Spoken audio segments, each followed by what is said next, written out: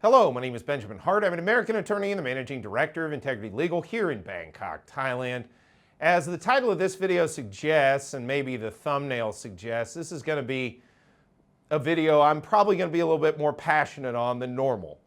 So the thumbnail is actually based on a clip from the movie Stripes, link in the description below where you can see the actual clip. Love that movie, by the way. I'm a big Bill Murray fan, if you're unaware. I did a clip from the movie Wild Things, where Bill Murray plays one of my favorite on-screen lawyers.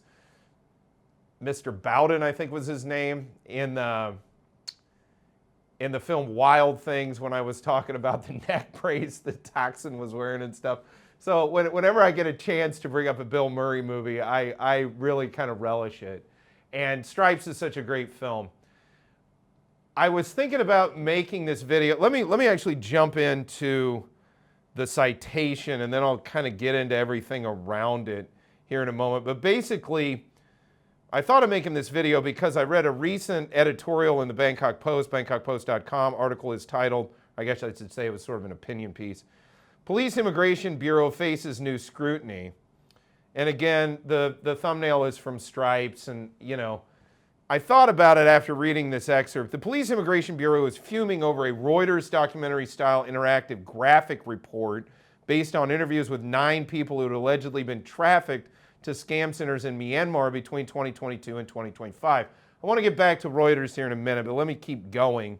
Quoting further, moreover, instead of outright denials, leaders in the government and the RTP should take criticism as a warning sign or view it as valuable information that can help address such matters and any suspected rot within its ranks. Well, I already did a video on this. I read about it in the print edition to begin with, and I quoted it, where some guy from Ethiopia said that he had been rounded up by immigration and thrown over to some hotel personnel and then taken out to the border and put in a call center scam. Look, I've dealt with immigration. Our staff deals with immigration all the time. I found the whole thing kind of hard to believe.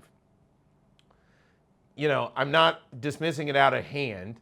And to be clear, I don't think that necessarily immigration did either. As we discussed in the prior video talking about immigration abductions, I'll try to put the link in the description below, but it's on our channel. Just go into the search function, search abduction, and it'll probably be the first thing that comes up.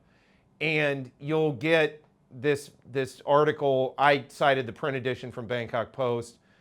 The head of, I believe he's a police general, Rimpadi is his namsakon, his surname, and he's head of Immigration Division 2. He immediately had him check the database. If anybody with a similar name, African descent, came through, and nothing came up.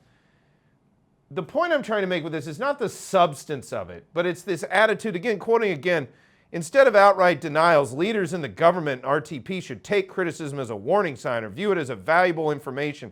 And then again, this is the press, and the article is titled Police Immigration Bureau Faces New Scrutiny.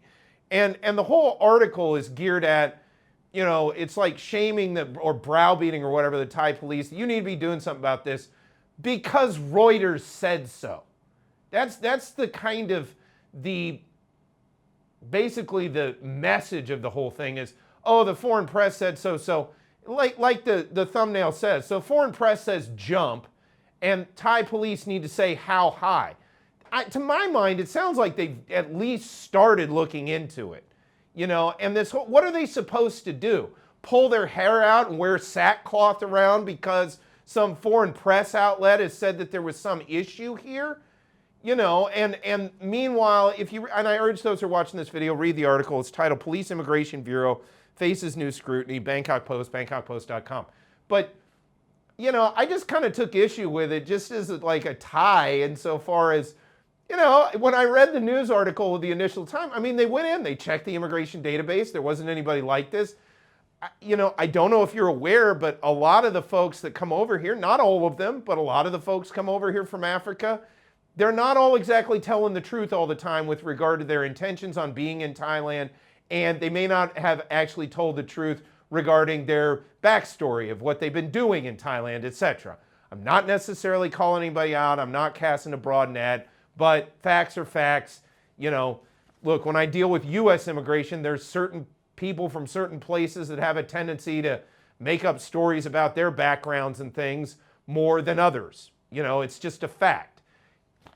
I didn't really see where the Thai police, RTP, Royal Thai Police, or the Immigration Bureau specifically, fell particularly short here. You know, and again, foreign press says jump. You know, Thai law enforcement supposed to say how high? I mean, what more are they really supposed to do? You know, I mean, are they supposed to set up a whole task force because Reuters published, you know, as they referred to it in the prior print news article, it was a cartoon or something, you know, and they're calling it now a documentary style interactive graphic. You know, so they put out one interactive graphic and now, you know, Thai police are supposed to run around and, you know, make a big deal out of it. Meanwhile, let's look at the background of Reuters here for a minute, okay? And I remember reading in the book, The House of Rothschild, about Reuters, and I think in that book it was described as like, if I recall, I looked it up, and I'm going to get to Google AI's response here in a moment, but I remember in that book, it was just off the top of my head, that Reuters was described as effectively an intelligence arm of the House of Rothschild back in the day. And I've recently done videos, I'm not trying to engage in conspiracy theory, you know, and I hate that term. You know, thinking now is conspiracy theory. It was conspiracy theory to do your own research on COVID. And, you know, we all saw how that worked out. So the point I'm trying to make is I've done recent videos, most notably, you know, Fitch came out and started making, you know, there was an article in Bangkok Post where the headlines and the first paragraph was all about how, oh, Thailand looks like it's in trouble with its banking sector. And then if you read the last paragraph, well, actually, you know, they've done stress tests and things and everything looks fine. You know, I'm starting to wonder if foreign interests, and foreign interests being in the financial and non-financial sector, are not targeting Thailand at this point. And by the way, let's get to Reuters, because I went over and I didn't want to say this out of school, so I Googled Reuters, and I'll put this on screen. We did a screenshot of this. Reuters was the intelligence arm of Rothschild. And then AI overview from Google says, no, Reuters was not the intelligence arm of the Rothschilds. Okay, fair enough. It was a news agency founded by Paul Julius Reuter that initially supplied financial and political news to the NM Rothschilds and Sons Bank, okay? Among other clients, okay? While Reuters and Rothschild and Co. have shared history dating back to the mid-19th century, with Reuter even offering his news service to the bank, they are and always have been independent entities. Well, I didn't ask if they were non-independent entity. I asked if they were the intelligence arm. And they're supplying news to them back in the day, to NM Rothschild. So, okay, news, intelligence, potato, potato, whatever. Fair enough, fair enough. But let's be clear what everybody is, where everybody's at. With Reuters being a news provider and Rothschild & Co. a financial services group. Okay? Notably, off here to the side in sort of a related article, Edmund de Rothschild, CEO, says a merger with ... Reuters. You can go, you know, who knows? Okay, but they look like they're somewhat closely affiliated, and if you go back and look at their history, the agency initially, their client was NM Rothschild. Okay, and that's a foreign financial institution. I think to this day, if I'm not wrong, I think that's still around. The point I'm trying to make, first of all, I'm not anti-bank. Let me be clear, I'm not anti-bank. I'm pro-Thailand. I like this place. In fact, I love it. That's why I want to live here forever. Frankly, I'm also an attorney, and lawyers and banks go together like chocolate and peanut butter. It's not a bad thing necessarily. Actually, if you look at the history of the legal profession and banking, you know, there's a lot of commonalities. Same root word as bank is bench, as in where a judge sits. Or, you know, when like appellate courts will hear cases en banc. You know, there's a lot of commonality. Look, to quote the movie The Ninth Gate, the character Boris Balkan, there's nothing more reliable than a man whose loyalty can be purchased with hard cash. I'm an attorney, you know, I in many ways, I'm very mercenary-like, you know, mercenary, there's another word, root word Mercury, you know, Mercury is sort of the god of banking and all of that good stuff and commerce and all of that. You know, hey, Rothschild, I got no beef with you guys. If you're looking for a good attorney out in Southeast Asia, I'm here. Okay, that said, I'm not going to necessarily I think there's a way that foreign financial interests can interact with Thailand where we all can benefit, you know. And for example, hey, you know, maybe we don't lock down everybody's accounts over mule account activity and try to instigate all this totalitarian nonsense and really constrict the liquidity of the banking and business sector here in Thailand and the velocity of money. Maybe we do things that are conducive to business out here and we can all make money. And like I said, if anybody from that sphere is looking for a good, you know, legal advisor out in this area, all the better. You know, that's my only point. I'm not anti anything. I just want to see Thailand prosper. I want to see everybody prosper. Meanwhile, I really don't like this trend that seems to be percolating up of the foreign press. You know, we recently saw this dark side of paradise where they were referring to Khao San Road as a red light district, which, please, come on. If that was really what they were doing, and I'm going off Mr. Barry Kenyon down at Pattaya Mail's basically coverage of that, but if they were really calling Khao San Road a red light district, I fail to see where you can even call that journalism. That's clear. You're clearly not looking into the subject matter you claim to be covering well enough.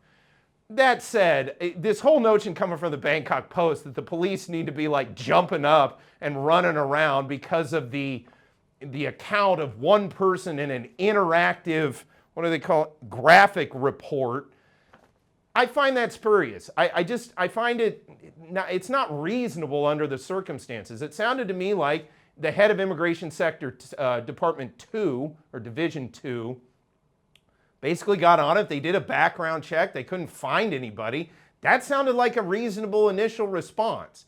Now, if there's further data points, there's further evidence that this may have actually occurred, okay, let's bring it up, let's go through it. But my point is, and I urge those watching this read the article, I'm not necessarily saying the coverage here, the underlying subject matter is completely, you know, disingenuous. What I'm saying is the notion that the police just need to jump up and run around here in Thailand because of some foreign press report is as nonsensical as I found the whole Fitch rating agency, you know, saying, oh, we may have problems in Thailand in the midst of from what I perceive to be political developments that were not necessarily going the way foreign financial interests might have wanted them to. And it looked to me like they were possibly setting up Thailand to have to go through another 1997-like sort of situation. I find the two things to be somewhat similar.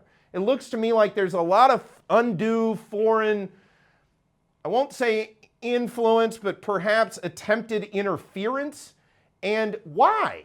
You know, Thailand's a sovereign country. Is anybody going to, you know, the United States and saying, oh, well, you know, because there was a report in, I don't know, the Daily Mail in the UK about something that happened in Florida, you know, that then the Florida police, the state police need to just get up in arms and get a bee in their bonnet over all of this. I don't, you know, it's not reasonable. But for whatever reason, because it's Southeast Asia, because it's Thailand, it's viewed as being reasonable that the police just need to jump up and run around at the very mention of anything from a foreign press outlet. I find it concerning. And it needs to stop. It's nonsense. It's almost this neo-colonialist attitude. And I hate using terminology like that, but it smacks of it. You know, our press said you have a problem, therefore you need to jump up and run around.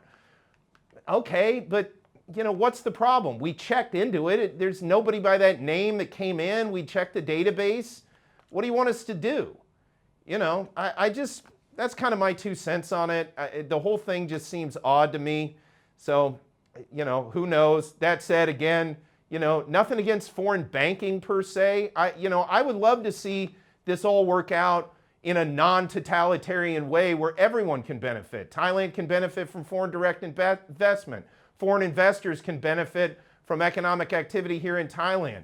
You know, foreigners can feel safe here, which they should. Anybody that's ever been here. This is not by any stretch of the imagination an unsafe country. The police are, strictly speaking, the majority of the time, the vast majority of the time, conscientious and diligent in enforcing the law here. And quite frankly, they deal with a lot more outlandish stuff than police in other places, and they do it in a much more cool-headed manner than, frankly, folks would do in other jurisdictions. So I just think all of this is unwarranted, and hopefully we'll kind of see a change in paradigm with respect to this stuff moving forward.